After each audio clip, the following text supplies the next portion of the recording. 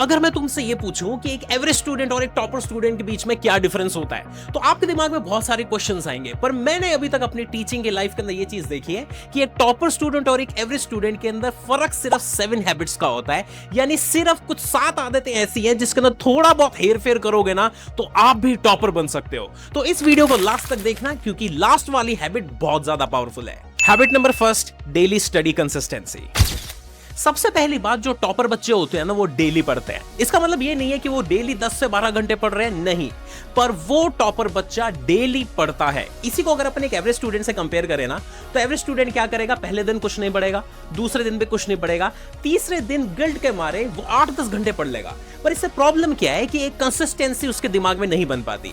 तो टॉपर बनना है ना, तो रोज पढ़ना पड़ेगा, भले ही 2 घंटे पढ़ो पर डेली पढ़ो। ये है टॉपर्स की पहली निशानी। हैबिट नंबर 2, क्लास में एक्टिव रहना। टॉपर स्टूडेंट सिर्फ फिजिकली क्लास में नहीं बैठते, वो ना टीचर की एक एक बात को फॉलो करते हैं। फॉर एग्जांपल, अगर सामने टीचर पढ़ा रहा है तो उसके साथ अंडरलाइन करेंगे। अगर वो कोई सी चीज में उनको डाउट आया तो साइड में डाउट्स नोट करेंगे। इनफैक्ट मैंने ये भी देखा है कि कुछ बच्चे तो हाइलाइटर लेके पूरी बुक को एज इट इज अंडरस्टैंड करने की कोशिश करते हैं। यानी अगर टॉपर बच्चा क्लास में बैठा है ना, तो उसका दिमाग भी क्लास में होता है। वहीं पे अगर अपन इस चीज को एवरेज स्टूडेंट से कंपेयर करें, तो एवरेज स्टूडेंट होता तो क्लास में, पर उसका दिमाग कहीं और होता है, और फिर घर जाके बोलता है ये चैप्टर तो बहुत टफ है यार। भाई चैप्टर टफ नहीं था, तेरा अटेंशन वीक था। हैबिट नंबर 3, रिवाइज करना। ये हैबिट ना गेम चेंजर है। बहुत सारे स्टूडेंट क्या करते हैं, चीजों को समझ तो लेते हैं पर उसको बार बार रिवाइज नहीं करते। और एक ना ब्रेन की नेचुरल चीज है कि वो हर चीज को बार बार रिवाइज करना चाहता है। फॉर एग्जाम्पल, आप एक चीज बताओ, जब आप 2nd या 3rd स्टैंडर्ड में थे तो आपको अपनी पूरी क्लास के बच्चों के नाम याद थे,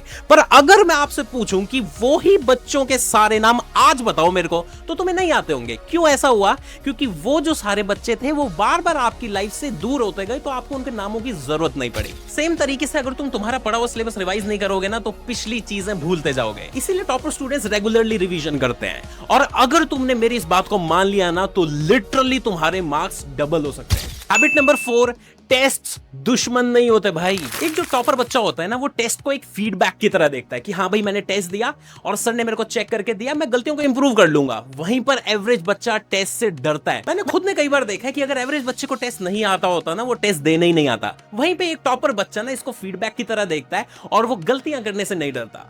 इसीलिए मैं एक चीज अपने बच्चों को समझाता हूं कि या तो बोर्ड्स के अंदर मार्क्स ले आओ या फिर अपने टेस्ट के अंदर मार्क्स ले आओ, क्योंकि अगर तुम टेस्ट के अंदर गलतियां नहीं करोगे ना, तो वो गलतियां तुम बोर्ड्स में करके आओगे। तो इसीलिए टेस्ट से डरना बिल्कुल नहीं है। हैबिट नंबर 5, डिस्ट्रैक्शंस कंट्रोल करना। ये ना मॉडर्न जनरेशन की बहुत बड़ी प्रॉब्लम है, इनफैक्ट इंक्लूडिंग मी। होता क्या है, काम करके आए, बस 5 मिनट फोन चलाऊंगा, इससे ज्यादा फोन नहीं चलाऊंगा, और देखते ही देखते रील्स में आधा घंटा चला गया, पता ही नहीं चलता। टॉपर्स भी ना बहुत ज्यादा इस चीज में डिफरेंट नहीं होते, पर उनको ना अपनी डिस्ट्रैक्शंस को कंट्रोल करना आता है। जिस टाइम वो पढ़ने बैठेगा ना टॉपर, उस टाइम उसका फोन साइड में होगा या फिर साइलेंट होगा, डीएनडी होगा, या मम्मी पापा तक को दे देते हैं, पर उसके आसपास के सारे डिस्ट्रैक्शंस वो अलग कर देता है, और फिर मन लगा के सिर्फ उसका अगला काम होता है पढ़ाई करना। क्योंकि टॉपर्स को एक चीज पता है कि डिस्ट्रैक्शंस में पढ़ाई नहीं होती ब्रो।